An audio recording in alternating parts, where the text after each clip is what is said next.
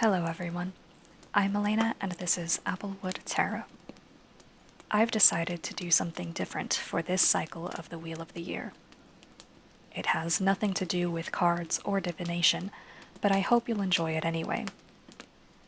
From this Samhain until Mabon of 2026, I will read you one story per Sabbath.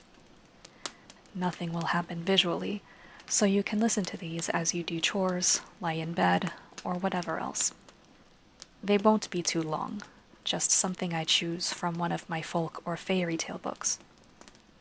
Today's story is from this book, Italian Folk Tales, retold by Italo Calvino. In regards to Sabbaths, I observe the solstices and equinoxes, but I figured a video series should include all 8 holy days, so I'm starting with this one. I chose a spooky story for spooky season, so if you're ready, pull up a chair close to the hearth and let me read to you The Palace of the Doomed Queen. In bygone days, there lived an old widow who earned her bread by spinning. She had 3 daughters who were also spinners. Although they toiled day and night at their spinning wheels, the 3 spinners could never lay up a cent, as they earned barely enough for their daily needs. One day, the old woman got sick and ran a high fever, and 3 days later, she was near death. Calling her tearful daughters around her, she said, "Don't weep. Nobody lives forever. I've lived a long life, and now it's my turn to die. What really breaks my heart is to leave you so poor. But since you know how to earn your living, you will manage somehow, and I'll beg heaven to help you. All I have to leave you as a dowry are the 3 balls of spun hemp there in the cabinet." After those words, she drew her last breath and died. A few days later, the sisters got to talking. "This Sunday," they said, "will be Easter Sunday, and here we are with nothing for a decent Easter dinner." Mary, the oldest sister, suggested, "I'll sell my ball of thread, and we'll buy the dinner." So, on Easter morning, she took her thread to market. It was excellent thread, and brought a goodly sum, with which Mary bought bread, a leg of lamb, and a bottle of wine. She was on her way home with them, when a dog rushed up behind her, seized the leg of lamb and the bread, broke the bottle, and fled, nearly scaring the poor girl to death. When she got home, she told her sisters what had happened, and that day they had to be content with a few crusts of brown bread. "I will go to market tomorrow," announced Rose, the middle girl, "and we'll just see if the dog dares to give me any trouble."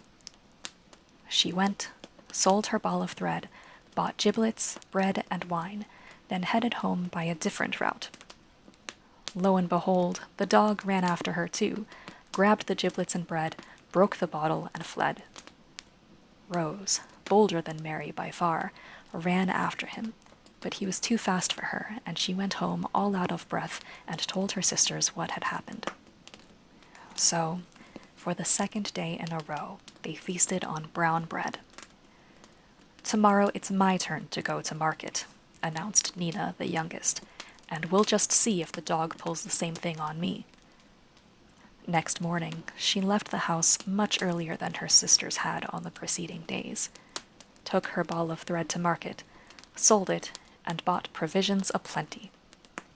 As she walked home by another road, up rushed the dog, broke the bottle, and made off with everything else. Nina struck out after him and chased him all the way to a palace, into which he disappeared. She said to herself, "If I meet anyone inside, I'll tell them about the dog running away with our dinner for the last 3 days, and I'll make them pay me for all the food we've lost." Then she entered the palace. She came to a fine kitchen, with the fire burning brightly, and things cooking over it in pots and pans.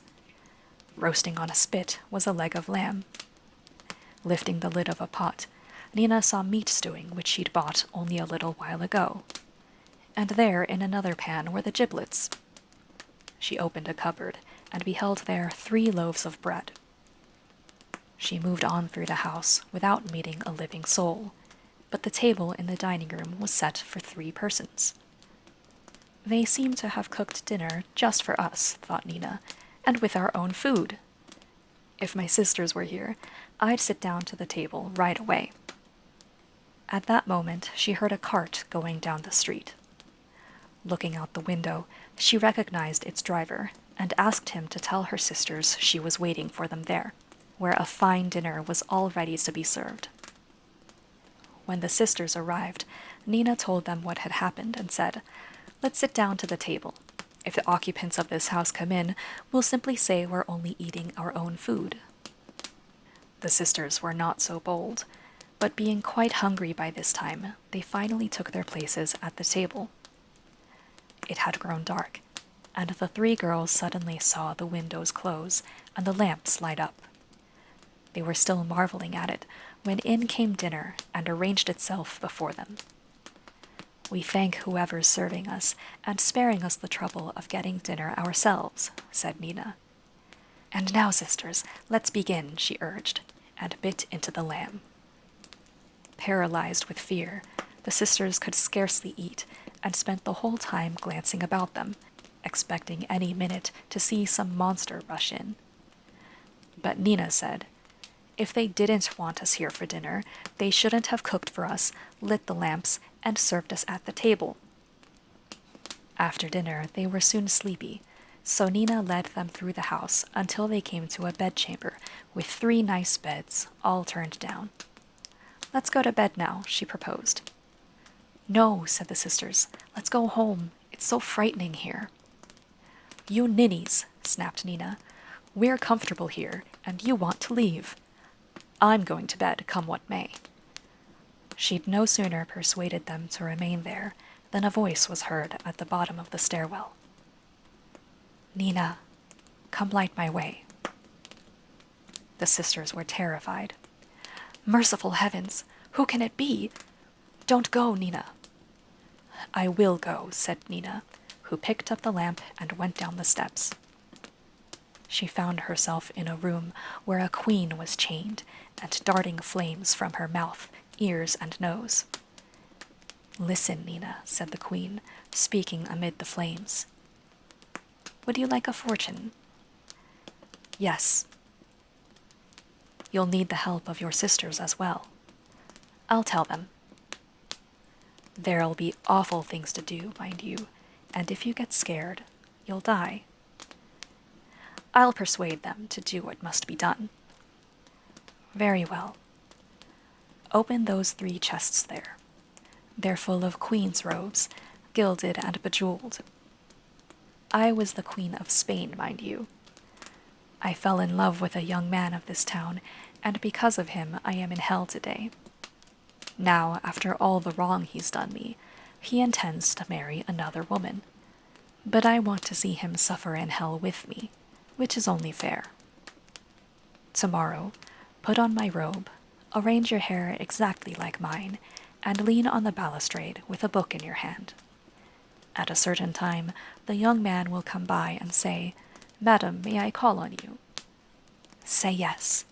Invite him in to coffee, and give him this poisoned cup. When he drops dead, bring him down here. Open this chest, throw him in it, and light 4 candles around him." I was very rich. Here is a list of my assets which you can reclaim from my stewards, who are stealing everything I own. Nina went back upstairs and related everything to her sisters. "Swear you'll help me, or heaven help you." The next morning she dressed up to look exactly like the dead queen, and went to the balustrade with a book. Hoofbeats were soon heard, and a young man rode up and stopped to look at her. Nina nodded in greeting. "May I call on you, madam?" "Please do."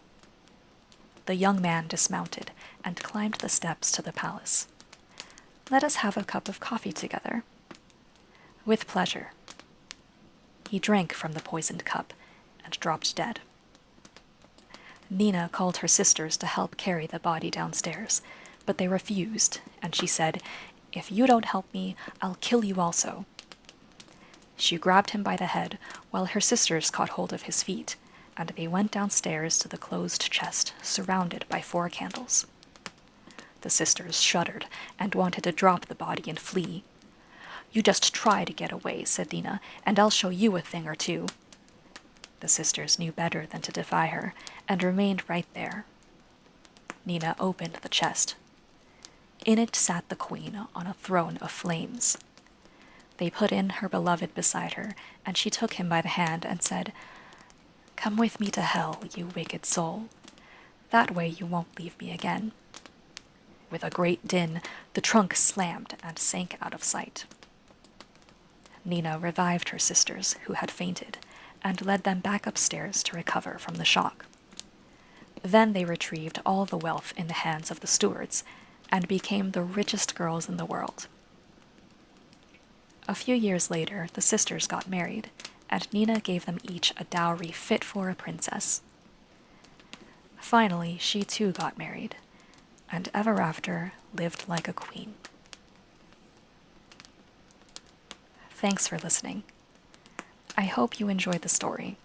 It was fun to share, and I look forward to choosing more for the rest of the Sabbats. There's one I'm considering for Yule, but it's also on the spooky side. Let me know if it's a bad idea to choose that, or if you're okay with most of the tales leaning witchy. Also, I am changing my posting schedule. I now aim to upload every other week, so my next video will be on the 5th of next month. Blessed Samhain, or Happy Halloween. See you next time.